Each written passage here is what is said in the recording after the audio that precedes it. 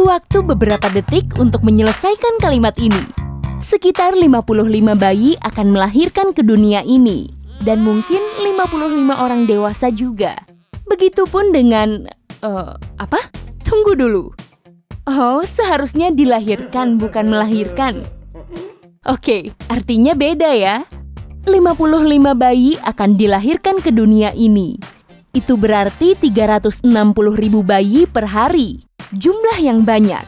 Tapi, bagaimana kalau tidak begitu banyak? Apa jadinya jika dalam 1 tahun hanya ada 1 bayi yang dilahirkan? Terlebih dulu, mari kita luruskan. Pembahasan kita sekarang bukan tentang penurunan fertilitas bertahap yang terjadi dalam beberapa tahun ini. Memang menarik membahas eksperimen pemikiran itu dengan berbagai kemungkinan konsekuensinya. Tapi, aku harus mempersempitnya. Kalau tidak, kita bisa menghabiskan waktu selama seminggu untuk menuntaskannya. Jadi, kita tidak perlu terlalu mendalami biologi untuk mencari tahu jawabannya. Ayo kita berpura-pura saja bangau yang membawa bayi dalam dongeng itu sedang berlibur panjang selama setahun, lalu lupa mencari penggantinya. Awalnya, mungkin orang-orang akan panik. Kemungkinan kepanikan ini akan dimulai jauh sebelum terjadinya kelangkaan bayi. Perlu diingat, tiadanya kelahiran selama setahun akan didahului dengan 9 bulan tanpa kehamilan baru. Dokter spesialis kandungan dikenal sebagai dokter kandungan atau SPOG. Rata-rata dokter kandungan memeriksa antara 50 sampai 100 pasien setiap minggunya. Jadi, kemungkinan besar merekalah yang paling pertama menyadari sesuatu yang tidak beres sedang terjadi. Selama beberapa hari pertama setelah pertanda awal muncul, semuanya akan berjalan seperti biasa. Lalu, mereka akan mulai mendeteksi penurunan jumlah pasien hamil. Kemudian, mereka akan segera menyadari rekan-rekan mereka juga tidak memeriksa kehamilan baru. Cepat atau lambat, seseorang akan semakin menyadarkan tentang adanya peringatan ini. Nah, kita tentu paham dengan cara kerja internet. Saat seorang dokter pertama kali membuat postingan bernada santai di Facebooknya yang menyatakan bahwa dia tidak punya banyak pasien baru, teori konspirasi mulai bergulir. Saat tidak ada bayi lagi menjadi berita utama di setiap situs web dan kantor berita, berita ini mulai tersebar luas. Ketika para ilmuwan di seluruh dunia berusaha menjelaskan apa yang sedang terjadi, orang-orang justru punya jawabannya masing-masing. Banyak yang meyakini inilah pertanda awal akhir zaman. Mungkin terdengar tidak logis, tapi kepanikan massal telah terjadi bahkan sebelum ancaman sebenarnya benar-benar terjadi. Ayo, coba angkat tanganmu kalau kamu ingat peristiwa Y2K atau masalah tahun 2000 yang menggegerkan di akhir 1990-an itu. Cuma karena kesalahan komputer, orang-orang mulai menimbun persediaan makanan kaleng dan tisu toilet. Coba bayangkan seperti apa reaksi mereka saat tahu bahwa semua wanita di bumi ini tiba-tiba tidak dapat melahirkan. Maksudku bukan akan terjadi histeria massa, tapi ada kemungkinan itu akan terjadi. Lalu, hal apa yang pertama kali akan terpengaruh karena kepanikan ini? Ekonomi. Untungnya, mereka akan mulai sedikit tenang saat para wanita mulai hamil lagi. Ketenangan mereka akan ditentukan oleh seberapa berhasil para ilmuwan menjelaskan duduk masalahnya.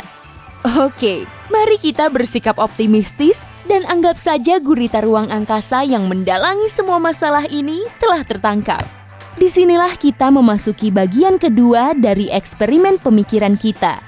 Misalnya saja, sekitar 10 bulan setelah 1 tahun tanpa kelahiran baru ini, dunia akhirnya menghela napas lega saat bayi pertama dilahirkan dengan sehat dan bahagia. Dan supaya seru, ayo berandai-andai bayi itu adalah kamu. Sebagai satu-satunya bayi yang lahir dalam setahun, kamu akan menjadi selebritas, bahkan sejak dalam kandungan. Seluruh dunia akan tahu namamu sebelum kamu bisa berjalan. Ulang tahunmu mungkin akan dijadikan hari libur internasional. Nah, sebelum kamu terlalu bergembira, ingat bahwa ketenaran tidak selalu baik. Meskipun menjadi bintang terkesan glamor, anak-anak yang tumbuh menjadi pusat perhatian tidak selalu mudah menyesuaikan diri dalam kehidupannya kelak. Dan kamu akan menjadi pusat perhatian di seluruh penjuru dunia ini. Belum lagi para dokter dan ilmuwan yang ingin mengetahui perkembanganmu setiap hari seumur hidupmu. Jujur saja, aku ragu ingin terkenal dengan cara seperti itu, bahkan sebelum umurku genap sehari. Akankah setiap hari di sepanjang tahun dipenuhi dengan gemerlap dan glamor? Atau usia 0 masih terlalu muda untuk menjadi pesohor? Beritahu pendapatmu di kolom komentar ya. Lalu, bagaimana dengan efek jangka panjangnya? Hidup tidak akan serta-merta kembali normal setelah kejadian seperti ini. Awalnya, banyak perusahaan penyedia perlengkapan bayi berada pada masa keuangan yang sulit. Meskipun Fisher-Price mungkin tidak akan bangkrut, perusahaan ini akan mengalami PHK dan perampingan. Para orang tua masih akan membutuhkan produk mereka untuk anak-anak yang terlahir menjelang tahun kelangkaan bayi. Namun, angka penjualannya tidak akan mendekati angka saat puncak musim bayi. Dan efek jangka panjang pada resesi ekonomi tidak akan menguntungkan siapapun. Menariknya, para produsen makanan bayi mungkin akan baik-baik saja, meskipun anak-anak mulai mengasup makanan padat setelah berumur sekitar 6-8 bulan, kebanyakan belum siap menyingkirkan makanan bayi sama sekali sampai umurnya sekitar 2 tahun. Kondisinya tidak terlalu menggembirakan bagi industri makanan bayi, dan pabrik-pabrik susu formula akan memasuki kuartal-kuartal sulit. Tapi kebanyakan akan tetap bertahan. Semua akan menjadi rumit ketika sampai pada masalah pendidikan dan layanan kesehatan. Ruang-ruang persalinan tidak akan banyak terpakai selama setahun. Tidak seperti pekerja toko retail dan pabrik, para dokter dan perawat bisa beralih ke praktik umum. Dan perawat selalu banyak dibutuhkan. Bahaya yang paling nyata dari kondisi ini, para profesional ini belum akan kembali ke posisi semula saat ruang-ruang persalinan dibuka kembali. Kemudian juga masalah guru.